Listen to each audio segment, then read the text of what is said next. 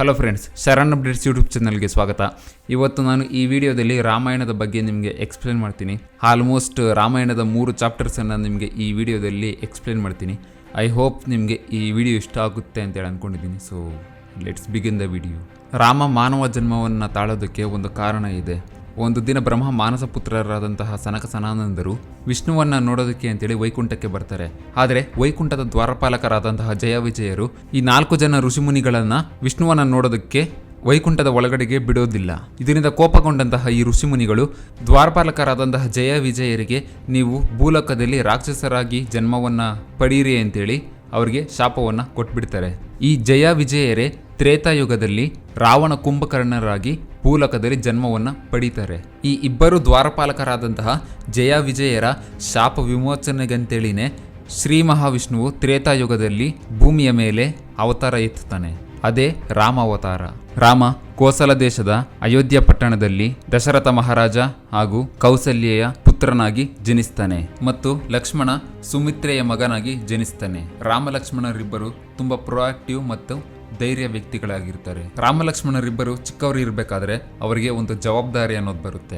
ಅದೇನು ಅಂತಂದ್ರೆ, ವಶಿಷ್ಠ ಮುನಿಗಳು ಇದ್ದಂತಹ ಆಶ್ರಮಕ್ಕೆ ರಾಕ್ಷಸರು ಬಂದು ತೊಂದರೆಯನ್ನು ಕೊಡ್ತಿರ್ತಾರೆ. ಆ ರಾಕ್ಷಸರ ಸಂಹಾರವನ್ನು ಮಾಡೋದಕ್ಕೆ ಅಂತೇಳಿ ವಶಿಷ್ಠ ಮುನಿಗಳು ರಾಮ ಲಕ್ಷ್ಮಣರಿಬ್ಬರನ್ನು ಸಹ ತಮ್ಮ ಜೊತೆಯಲ್ಲಿ ಕರ್ಕೊಂಡು ಹೋಗ್ತಾರೆ. ವಶಿಷ್ಠ ಮುನಿಗಳು ರಾಮ ಲಕ್ಷ್ಮಣರಿಬ್ಬರಿಗೂ ಕೂಡ ಸರಿಯಾದ ಮಾರ್ಗದರ್ಶನವನ್ನು ನೀಡಿ ಮಾರೀಚ ಮತ್ತು ಸುಬಾಹು ಅನ್ನುವ ರಾಕ್ಷಸರನ್ನ ಸಂಹಾರ ಮಾಡೋದರಲ್ಲಿ ಯಶಸ್ವಿ ಆಗ್ತಾರೆ. ರಾಮ ತನ್ನ ಬಾಲ್ಯ ಜೀವನವನ್ನ ತುಂಬಾ ಚೆನ್ನಾಗಿ ಬದುಕ್ತಿರ್ತಾನೆ. ಹೀಗೆ ಸಮಯ ಹೋಗ್ತಾ ಹೋಗ್ತಾ ರಾಮನಿಗೆ ಮದುವೆ ಮಾಡುವಂತಹ ಸಂದರ್ಭ ಬರುತ್ತೆ. ಇನ್ನೊಂದು ಕಡೆ ಜನಕ ಮಹಾರಾಜರು ತನ್ನ ಮಗಳಾದಂತಹ ಸೀತೆಗೆ ತಕ್ಕ ವರನನ್ನ ಹುಡುಕ್ತಾ ಇರ್ತಾರೆ. ತುಂಬಾ ಸ್ವಯಂವರಗಳನ್ನು ಏರ್ಪಾಟು ಮಾಡಿದ್ರು ಕೂಡ ಸೀತೆಗೆ ತಕ್ಕನಾದಂತಹ ವರ ಸಿಗೋದಿಲ್ಲ. ಎಲ್ಲ ಯುವರಾಜರಂತೆ ರಾಮನು ಸಹ ಸೀತೆಯ ಸ್ವಯಂವರಕ್ಕೆ ಬಂದಿರ್ತಾನೆ. ಅಲ್ಲಿ ಒಂದು ಪರೀಕ್ಷೆ ಅನ್ನೋದಿರುತ್ತೆ. ಅದೇನು ಅಂತಂದ್ರೆ, ಶಿವಧನಸ್ಸನ್ನ ಯಾರು ಎತ್ತಿ ಅದಕ್ಕೆ ಹಗ್ಗವನ್ನು ಒಂದು ಬದಿಯಿಂದ ಇನ್ನೊಂದು ಬದಿಗೆ ಕಟ್ತಾರೋ ಅವರೇ ಸೀತೆಗೆ ತಕ್ಕನಾದಂತಹ ವರ ಅಂತೇಳಿ ನಿಶ್ಚಯ ಮಾಡಿರ್ತಾರೆ. ರಾಮನು ಸಹ ಅದರಂತೆ ಶಿವಧನಸ್ಸನ್ನ ಎತ್ತಿ ಧನಸ್ಸಿನ ಒಂದು ಬದಿಯಿಂದ ಇನ್ನೊಂದು ಬದಿಗೆ ಹಗ್ಗವನ್ನು ಕಟ್ಟೋದಕ್ಕೆ ಅಂತೇಳಿ ಪ್ರಯತ್ನ ಪಡ್ತಿರ್ಬೇಕಾದ್ರೆ ಶಿವಧನಸ್ಸು ರಾಮ ಪ್ರಯೋಗ ಮಾಡಿದಂತಹ ಒತ್ತಡವನ್ನು ತಡೆಯಲಾಗದೆ ಮುರಿದು ಹೋಗ್ಬಿಡುತ್ತೆ. ಈ ಸನ್ನಿವೇಶವನ್ನು ನೋಡಿದಂತಹ ಎಲ್ಲರಿಗೂ ಕೂಡ ಆಶ್ಚರ್ಯ ಆಗುತ್ತೆ. ರಾಮನೇ ತನ್ನ ಮಗಳಿಗೆ ತಕ್ಕನಾದಂತಹ ವರ ಅಂತೇಳಿ ಜನಕ ಮಹಾರಾಜರು ಸೀತೆಯನ್ನ ರಾಮನಿಗೆ ಕೊಟ್ಟು ಮದುವೆಯನ್ನ ಮಾಡ್ತಾರೆ. ಇದೇ ಸಂದರ್ಭದಲ್ಲಿ ಜನಕ ಮಹಾರಾಜನಿಗೆ ಇನ್ನೂ 3 ಹೆಣ್ಣು ಮಕ್ಕಳು ಇರ್ತಾರೆ. ಆ 3 ಜನ ಹೆಣ್ಣು ಮಕ್ಕಳನ್ನ ಲಕ್ಷ್ಮಣ, ಭರತ, ಶತ್ರುಘ್ನರಿಗೆ ಕೊಟ್ಟು ಮದುವೆಯನ್ನ ಮಾಡ್ತಾರೆ.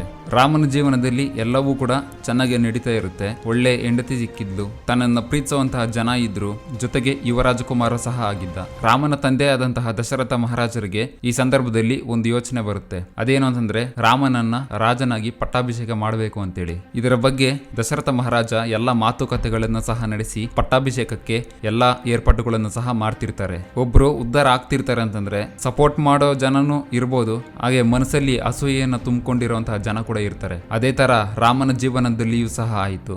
ರಾಮ ರಾಜನಾಗಬಾರ್ದು ಅಂತೇಳಿ ಅಂದ್ಕೊಂಡಿದ್ದಂತಹ ವ್ಯಕ್ತಿ ಮಂಥರೆ.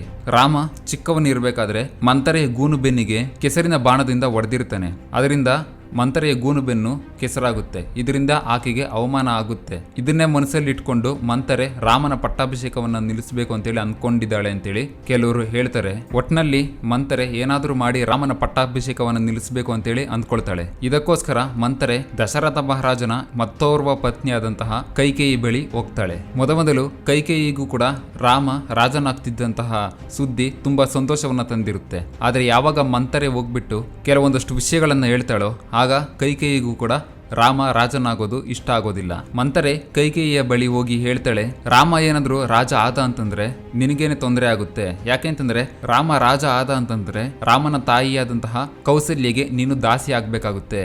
ಅದಾದ ನಂತರ ರಾಮನ ಮಕ್ಕಳಿಗೆ ರಾಜ್ಯ ಹೋಗುತ್ತೆ, ನಿನಗೆ ನಿನ್ನ ಮಕ್ಕಳಿಗೆ ರಾಜ್ಯ ಕೈ ತಪ್ಪೋಗುತ್ತೆ ಅಂತೇಳಿ ಹೇಳ್ತಾಳೆ. ಮತ್ತೆ ರಾಮನ ಬದಲಾಗಿ ತನ್ನ ಮಗನಾದಂತಹ ಭರತನಿಗೆ ಪಟ್ಟಾಭಿಷೇಕ ಮಾಡಬೇಕು ಅಂತೇಳಿ ಕೇಳು ಅಂತೇಳಿ ಕೈಕೇಯಿಗೆ ಮಂಥರೆ ಹೇಳ್ತಾಳೆ. ಜೊತೆಗೆ ರಾಮನನ್ನ 14 ವರ್ಷ ಕಾಡಿಗೆ ಕಳುಹಿಸಿಬಿಡು, ಆಗ ಪ್ರಜೆಗಳಿಗೆ ರಾಮನ ಮೇಲೆ ಇರುವಂತಹ ಪ್ರೀತಿ ಕಮ್ಮಿಯಾಗಿರುತ್ತೆ, ಭರತನ ಮೇಲೇನೆ ಸ್ವಲ್ಪ ವಿಶ್ವಾಸ ಬಂದಿರುತ್ತೆ ಅಂತೇಳಿ ಮಂಥರೆ ಕೈಕೇಯಿಗೆ ಹೇಳ್ತಾಳೆ. ಕೈಕೇಯಿಗೂ ಸಹ ಮಂಥರೆ ಹೇಳಿದಂತಹ ಮಾತುಗಳು ನಿಜ ಅಂತೇಳಿ ಅನ್ಸುತ್ತೆ. ಹಾಗಾಗಿ ಮಂಥರೆಯ ಮಾತುಗಳಿಗೆ ಕೈಕೆ ಸರಿ ಅಂತೇಳಿ ಒಪ್ಕೊಳ್ತಾಳೆ. ಇದಾದ ನಂತರ ದಶರಥ ಮಹಾರಾಜ ಕೈಕೇಯಿಯ ಬಳಿ ಬರ್ತಾನೆ. ಕೈಕೇಯಿ ದಶರಥ ಮಹಾರಾಜನನ್ನ ಎಮೋಷನಲ್ ಬ್ಲ್ಯಾಕ್ ಮೇಲ್ ಮಾಡುವಂತಹ ಕೆಲಸವನ್ನ ಮಾಡ್ತಾಳೆ. ನೀನು ನನಗೆ ಈ ಮುಂಚೆ 2 ವರಗಳನ್ನು ಕೊಟ್ಟಿದ್ದೆ, ನನ್ನ 2 ಆಸೆಗಳನ್ನು ಈಡೇರಿಸ್ತೀನಿ ಅಂತೇಳಿ. ಈಗ ಆ ಸಮಯ ಬಂದಿದೆ, ನೀನು ನನ್ನ 2 ಆಸೆಗಳನ್ನು ಈಡೇರಿಸಬೇಕು ಅಂತೇಳಿ ಕೈಕೇಯಿ ದಶರಥರಿಗೆ ಕೇಳ್ತಾಳೆ. ಮಂತರೆ ಹೇಳ್ಕೊಟ್ಟ ರೀತಿನೇ ದಶರಥ ಮಹಾರಾಜನಿಗೆ ಕೇಳ್ತಾಳೆ. ಒಂದು, ರಾಮನ ಪಟ್ಟಾಭಿಷೇಕ ನಿಲ್ಲಬೇಕು, ಮತ್ತೆ ನನ್ನ ಮಗನಾದಂತಹ ಭರತನಿಗೆ ಪಟ್ಟಾಭಿಷೇಕ ಮಾಡಬೇಕು ಅಂತೇಳಿ ಕೇಳ್ತಾಳೆ. ಎರಡನೇದು, ರಾಮನನ್ನ 14 ವರ್ಷ ಕಾಡಿಗೆ ಕಳಿಸ್ಬೇಕು ಅಂತಾನೂ ಕೂಡ ಕೇಳ್ತಾಳೆ. ಇದನ್ನ ಕೇಳಿದಂತಹ ದಶರಥ ಮಹಾರಾಜರಿಗೆ ತುಂಬಾ ದುಃಖ ಆಗುತ್ತೆ.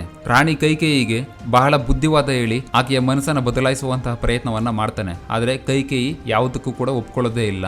ತಂದೆ ದುಃಖದಲ್ಲಿ ಇರುವಂತಹ ವಿಷಯ ರಾಮನಿಗೂ ಸಹ ತಿಳಿಯುತ್ತೆ. ರಾಮನೇ ಎಲ್ಲ ವಿಷಯವನ್ನು ಸಹ ಅರ್ಥ ಮಾಡಿಕೊಂಡು ತಾನು ಕಾಡಿಗೆ ಹೋಗುವಂತಹ ನಿರ್ಧಾರವನ್ನ ಮಾಡ್ತಾನೆ. ರಾಮ ಕಾಡಿಗೆ ಹೋಗುವಂತಹ ವಿಷಯ ಎಲ್ಲರಿಗೂ ಸಹ ತಿಳಿಯುತ್ತೆ. ರಾಜ್ಯದ ಜನರಿಗೆ ತುಂಬಾ ದುಃಖ ಆಗುತ್ತೆ. ರಾಮನನ್ನ ಬಿಟ್ಕೊಡೋದಕ್ಕೆ ರಾಜ್ಯದ ಜನರಿಗೆ ಇಷ್ಟ ಇರೋದಿಲ್ಲ. ಆದ್ರೂ ಕೂಡ ರಾಮ ಇವರೆಲ್ಲರ ಮಾತನ್ನ ಮೀರಿ ಕಾಡಿಗೆ ಹೋಗುವಂತಹ ನಿರ್ಧಾರವನ್ನ ಮಾಡ್ತಾನೆ. ಸೀತೆ ಲಕ್ಷ್ಮಣರು ಸಹ ರಾಮನೊಂದಿಗೆ ಹೋಗುವಂತಹ ನಿರ್ಧಾರವನ್ನ ಮಾಡ್ತಾನೆ. ರಾಮ ಸೀತೆ ಮತ್ತೆ ಲಕ್ಷ್ಮಣರನ್ನ ಮಾತ್ರ ಕರ್ಕೊಂಡು ಕಾಡಿಗೆ ಹೊರಡ್ತಾನೆ. ರಾಜ್ಯದ ಜನ ತುಂಬಾ ದುಃಖದಿಂದ ರಾಮನನ್ನ ಕಾಡಿಗೆ ಕಳುಹಿಸ್ತಾರೆ. ರಾಮ ಕಾಡಿನಲ್ಲಿದ್ದಂತಹ ಆಶ್ರಮಗಳನ್ನು ಸುತ್ತುತ್ತಾ ಗೆಡ್ಡೆ ಗೆಣಸುಗಳನ್ನು ತಿಂತ ಕಾಡಿನಲ್ಲಿ ಬದುಕ್ತಾ ಇರ್ತಾನೆ. ಇತ್ತ ಅಯೋಧ್ಯೆಯಲ್ಲಿದ್ದಂತಹ ದಶರಥ ಮಹಾರಾಜರಿಗೆ ತುಂಬಾ ದುಃಖ ಆಗುತ್ತೆ. ಇದೇ ಕಾರಣದಿಂದ ಅವರು ಕೆಲ ಸಮಯದ ನಂತರ ತೀರಿ ಹೋಗ್ತಾರೆ. ಇಷ್ಟೆಲ್ಲ ಘಟನೆಗಳು ನಡೀಬೇಕಾದ್ರೆ ಭರತ ಅಯೋಧ್ಯೆಯಲ್ಲಿ ಇರೋದಿಲ್ಲ. ಯಾವಾಗ ಭರತ ಅಯೋಧ್ಯೆಗೆ ಹಿಂತಿರುಗಿ ಬರ್ತಾನೋ ನಡೆದ ವಿಷಯ ಎಲ್ಲ ತಿಳಿಯುತ್ತೆ. ಈ ರೀತಿ ತನ್ನ ತಾಯಿಯ ಕಾರಣದಿಂದನೇ ರಾಮ ಕಾಡಿಗೆ ಹೋಗ್ಬೇಕಾಗಿ ಬಂತು ಅನ್ನೋ ವಿಷಯ ಗೊತ್ತಾದಾಗ ಭರತನಿಗೆ ತನ್ನ ತಾಯಿ ಕೈಕೇಯಿಯ ಮೇಲೆ ತುಂಬಾ ಕೋಪ ಬರುತ್ತೆ. ತುಂಬಾ ಕಠಿಣವಾದ ಶಬ್ದಗಳಿಂದ ಆಕೆಯನ್ನ ಬೈತಾನೆ. ಕೊನೆಗೆ ಅಣ್ಣ ರಾಮನನ್ನ ಅಯೋಧ್ಯೆಗೆ ವಾಪಸ್ ಕರೆದುಕೊಂಡು ಬರುವಂತಹ ನಿರ್ಧಾರವನ್ನ ಮಾಡ್ತಾನೆ. ಭರತ ರಾಮನಿರುವಂತಹ ಕಾಡಿಗೆ ಬಂದು ಅಣ್ಣನನ್ನ ಅಯೋಧ್ಯೆಗೆ ವಾಪಸ್ ಬರುವಂತೆ ಕೇಳ್ಕೊಳ್ತಾನೆ. ಆದರೆ ರಾಮ ಯಾವುದೇ ಕಾರಣಕ್ಕೂ ಕೂಡ ಒಪ್ಕೊಳ್ಳೋದಿಲ್ಲ. ಕೊನೆಗೆ ಭರತ ಏನು ಸಹ ಮಾಡಲಾಗದೆ ತನ್ನ ಅಣ್ಣನ ಪಾದುಕೆಗಳನ್ನ ಅಯೋಧ್ಯೆಗೆ ತಂದು ಆ ಪಾದುಕೆಗಳನ್ನ ಸಿಂಹಾಸನದ ಮುಂದೆ ಇರಿಸಿ ರಾಜ್ಯವನ್ನ ನೋಡಿಕೊಳ್ತಿರ್ತಾನೆ. ರಾಮ, ಲಕ್ಷ್ಮಣ ಮತ್ತು ಸೀತೆಯರು ಕಾಡಿನಲ್ಲಿ ಸಂಚಾರ ಮಾಡ್ತಾ ಕೆಲವು ಆಶ್ರಮಗಳಲ್ಲಿ ಇರ್ತಾ 10 ವರ್ಷ ಕಾಡಿನಲ್ಲಿ ಜೀವನವನ್ನ ಮಾಡ್ತಾರೆ. ರಾಮ, ಲಕ್ಷ್ಮಣ, ಸೀತೆಯರು ಕಾಡಿನಲ್ಲಿ ಇರಬೇಕಾದ್ರೆ ಇವರಿಗೆ ಒಂದು ಸಮಸ್ಯೆ ಎದುರಾಗುತ್ತೆ. ಕಾಡಿನಲ್ಲಿ ಶೂರ್ಪಣಿಕೆ ಎಂಬುವಂತಹ ಒಬ್ಬ ರಾಕ್ಷಸಿ ಇರ್ತಾಳೆ. ಈಕೆ ಒಮ್ಮೆ ರಾಮ, ಲಕ್ಷ್ಮಣ, ಸೀತೆಯರು ಇರುವಂತಹ ಜಾಗಕ್ಕೆ ಬರ್ತಾಳೆ. ಈಕೆ ರಾಮನನ್ನ ನೋಡಿ ರಾಮನನ್ನ ಇಷ್ಟಪಡ್ತಾಳೆ. ನೀನು ನನ್ನ ಜೊತೆ ಬರಬೇಕು ಅಂತೇಳಿ ಶೂರ್ಪಣಿಕೆ ರಾಮನನ್ನ ಕೇಳ್ತಾಳೆ. ಇದಕ್ಕೆ ರಾಮ ತಿರಸ್ಕಾರ ಮಾಡ್ತಾನೆ. ಎಷ್ಟೇ ಪ್ರಯತ್ನ ಪಟ್ಟರೂ ಸಹ ರಾಮ ಸಿಗೋದಿಲ್ಲ ಅಂತ ಗೊತ್ತಾದಾಗ ಅಲ್ಲೇ ಇದ್ದಂತಹ ಸೀತೆಯನ್ನ ಕೊಲ್ಲೋದಕ್ಕೆ ಹೋಗ್ತಾಳೆ. ಇದರಿಂದ ಕೋಪಗೊಂಡಂತಹ ರಾಮ ಲಕ್ಷ್ಮಣನಿಗೆ ಹೇಳ್ತಾನೆ, ಲಕ್ಷ್ಮಣ ಈಕೆಯ ಮೂಗನ್ನ ಕತ್ತರಿಸುವಂತೇಳಿ. ಲಕ್ಷ್ಮಣ ಸ್ವಲ್ಪವೂ ತಡ ಮಾಡದೆ ತಕ್ಷಣ ತನ್ನ ಬಳಿ ಇದ್ದಂತಹ ಕತ್ತಿಯಿಂದ ಶೂರ್ಪಣಕೆಯ ಮೂಗನ್ನ ಕತ್ತರಿಸಿ ಬಿಡ್ತಾನೆ. ಈ ಘಟನೆಯಿಂದ ಮತ್ತಷ್ಟು ಕೋಪಗೊಂಡಂತಹ ಶೂರ್ಪಣಕೆ ಅಲ್ಲೇ ಕಾಡಿನಲ್ಲಿದ್ದಂತಹ ತನ್ನ ಅಣ್ಣಂದಿರಾದಂತಹ ಕರ ಮತ್ತು ದೂಷಣರಿಗೆ ಹೋಗಿ ಹೇಳ್ತಾಳೆ, ಈ ರೀತಿ ನನಗೆ ತೊಂದರೆ ಆಯಿತು ಅಂತೇಳಿ. ತನ್ನ ತಂಗಿಗೆ ಈ ರೀತಿ ತೊಂದರೆ ಆಗಿದ್ದು ಗೊತ್ತಾದಾಗ ರಾಮ ಲಕ್ಷ್ಮಣರಿಗೆ ಬುದ್ಧಿಯನ್ನ ಕಲಿಸೋದಕ್ಕೆ ಕರ ಮತ್ತು ದೂಷಣರು ತಮ್ಮ 14,000 ಸೈನ್ಯವನ್ನ ಕರ್ಕೊಂಡು ರಾಮನಿರುವ ಜಾಗಕ್ಕೆ ಬರ್ತಾರೆ. ರಾಕ್ಷಸ ಸೈನ್ಯ ನಮ್ಮ ಮೇಲೆ ಯಾವಾಗ ದಾಳಿಗೆ ಬರ್ತಾ ಇದೆ ಅಂತೇಳಿ ರಾಮನಿಗೆ ಗೊತ್ತಾಯ್ತೋ ರಾಮ ಲಕ್ಷ್ಮಣನಿಗೆ ಹೇಳ್ತಾನೆ, ಸೀತೆಯನ್ನ ನೀನು ನೋಡ್ಕೋ, ಈ ರಾಕ್ಷಸರನ್ನೆಲ್ಲ ನಾನು ಸಂಹಾರ ಮಾಡ್ತೇನೆ ಅಂತೇಳಿ ರಾಮ ಒಬ್ಬನೇ ರಾಕ್ಷಸರ ವಿರುದ್ಧ ಹೋರಾಡೋದಕ್ಕೆ ಹೋಗ್ತಾನೆ. ರಾಮ ತುಂಬಾ ಯಶಸ್ವಿಯಾಗಿ ಬಂದಂತಹ 14,000 ರಾಕ್ಷಸರನ್ನ ಸಂಹಾರ ಮಾಡ್ತಾನೆ. ಆದರೆ ಕೊನೆಯಲ್ಲಿ ಅಕಂಪನ ಅನ್ನೋ ಒಬ್ಬ ರಾಕ್ಷಸ ಮಾತ್ರ ಉಳ್ಕೊಳ್ತಾನೆ. ಜೊತೆಗೆ ಶೂರ್ಪಣಕೆಯು ಸಹ ಉಳ್ಕೊಳ್ತಾಳೆ. ಈಗ ಇವರಿಬ್ಬರೂ ಸಹ ರಾಮ ಲಕ್ಷ್ಮಣರನ್ನ ಏನು ಮಾಡಲಾಗದೆ ಒಬ್ಬ ವ್ಯಕ್ತಿ ಬಳಿ ಈ ವಿಷಯವನ್ನ ತಗೊಂಡೋಗ್ತಾರೆ. ನಡೆದಂತಹ ವಿಷಯವನ್ನೆಲ್ಲ ಆ ವ್ಯಕ್ತಿಗೆ ತಿಳಿಸ್ತಾರೆ. ಆ ವ್ಯಕ್ತಿ ಬೇರೆ ಯಾರೂ ಅಲ್ಲ, ಶೂರ್ಪಣಕೆಯ ಅಣ್ಣನಾದಂತಹ ಲಂಕಾಧಿಪತಿ ರಾವಣ. ಫ್ರೆಂಡ್ಸ್, ನಾನು ನಿಮ್ಗೆ ಇಲ್ಲಿವರೆಗೂ ರಾಮಾಯಣದ ಒಂದು ಭಾಗವನ್ನ ಹೇಳಿದ್ದೀನಿ. ಇನ್ನು ಉಳಿದಂತಹ ಚಾಪ್ಟರ್ಸ್ ಅನ್ನ ಹೇಳುವಂತಹ ಪ್ರಯತ್ನವನ್ನ ಮಾಡ್ತೀನಿ. ನಿಮ್ಗೆ ಈ ವಿಡಿಯೋ ಇಷ್ಟ ಆಗಿದ್ರೆ ದಯವಿಟ್ಟು ಲೈಕ್ ಮಾಡಿ, ಶೇರ್ ಮಾಡಿ, ಶರಣ್ ಅಪ್ಡೇಟ್ಸ್ ಯೂಟ್ಯೂಬ್ ಚಾನಲ್ಗೆ ಸಬ್ಸ್ಕ್ರೈಬ್ ಮಾಡಿ. Thank you.